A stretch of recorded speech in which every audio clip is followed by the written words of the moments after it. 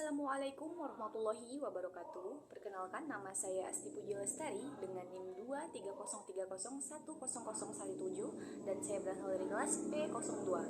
Baiklah, di sini saya akan memaparkan dan menjelaskan mengenai 10 teori sastra yang saya ketahui dan saya akan membahasnya di sini. Baiklah, langsung saja kita bahas. Baiklah, teori sastra yang pertama yang akan saya bahas adalah teori sastra ekokritik. Nah, teori sastra ekokritik ini adalah teori sastra yang mengkaji karya sastra dari segi hubungannya dengan lingkungan hidup. Nah, teori ini juga berpendapat bahwa karya sastra dapat digunakan untuk meningkatkan kesadaran masyarakat terhadap lingkungan hidup. Nah, contoh dari karya teori sastra ekokritik ini ialah Puisi Hujan karya Chairil Anwar yang menggambarkan keindahan dan kekuatan alam, tetapi juga menggambarkan sisi gelapnya yang dapat menimbulkan bencana.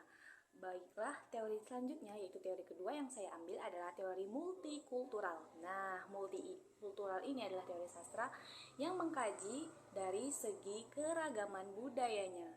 Nah, teori ini juga berpendapat bahwa karya sastra harus merepresentasikan keberagaman budaya tersebut.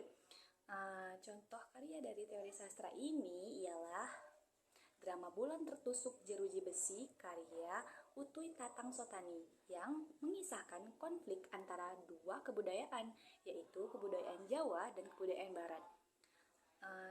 Teori selanjutnya yang akan saya bahas yaitu teori intertekstualitas.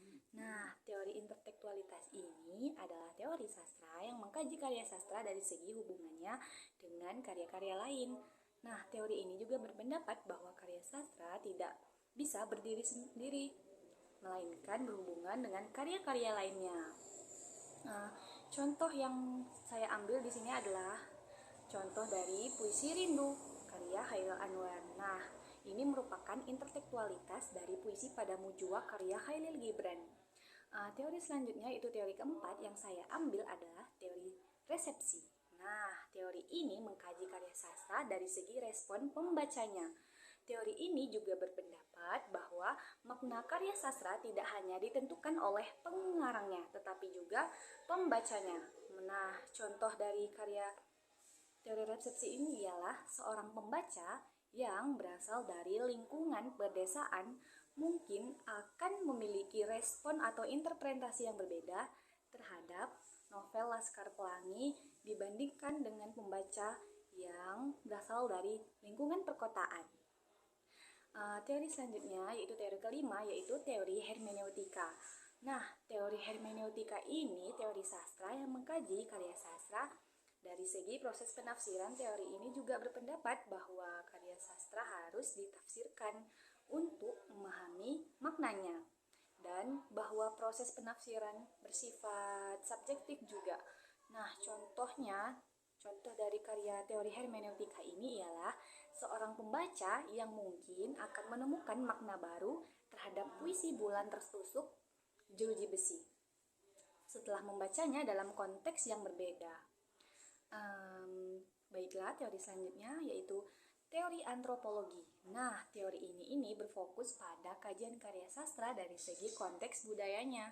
Teori ini juga berpendapat bahwa karya sastra merupakan produk dari budaya yang tertentu dan mencerminkan nilai-nilai budaya tersebut.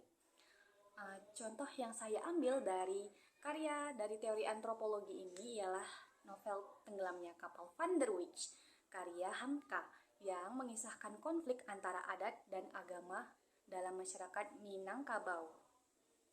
Baiklah, teori ketujuh yaitu teori postkolonialisme. Nah, teori ini berfokus pada kajian karya sastra yang ditulis oleh pengarangnya dari negara-negara bekas jajahan.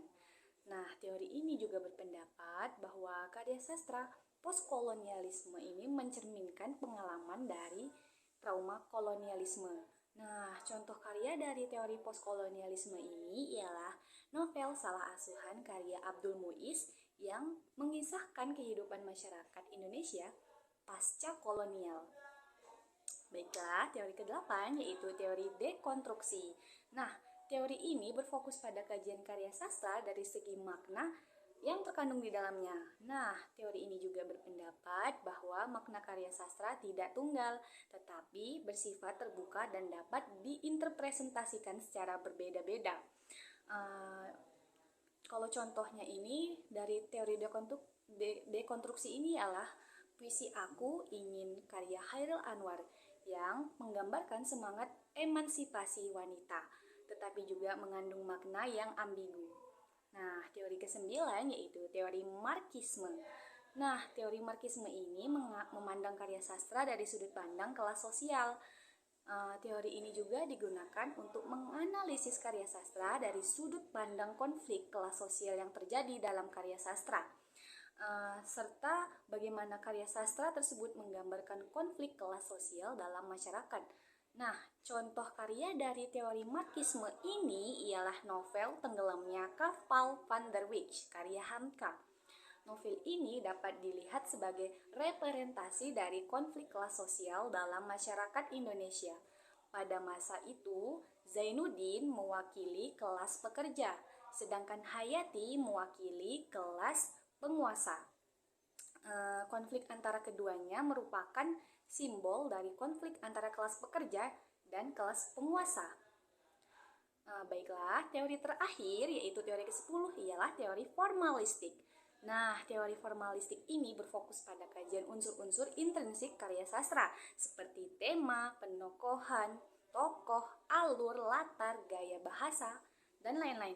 Teori ini juga berpendapat bahwa karya sastra merupakan sebuah sistem yang memiliki makna dan nilai tersendiri. Terlepas dari itu juga konteks sosial budayanya. Nah, contohnya dari teori formalistik ini ialah puisi Aku karya Hairil Anwar dapat dianalisis menggunakan teori formalisme. Puisi ini juga memiliki struktur yang sederhana namun maknanya sangat mendalam. Baiklah, itu tadi penjelasan dari saya mengenai 10 teori sastra. Sekian yang dapat saya sampaikan. Wabillahi taufiq wal hidayah. Wassalamualaikum warahmatullahi wabarakatuh.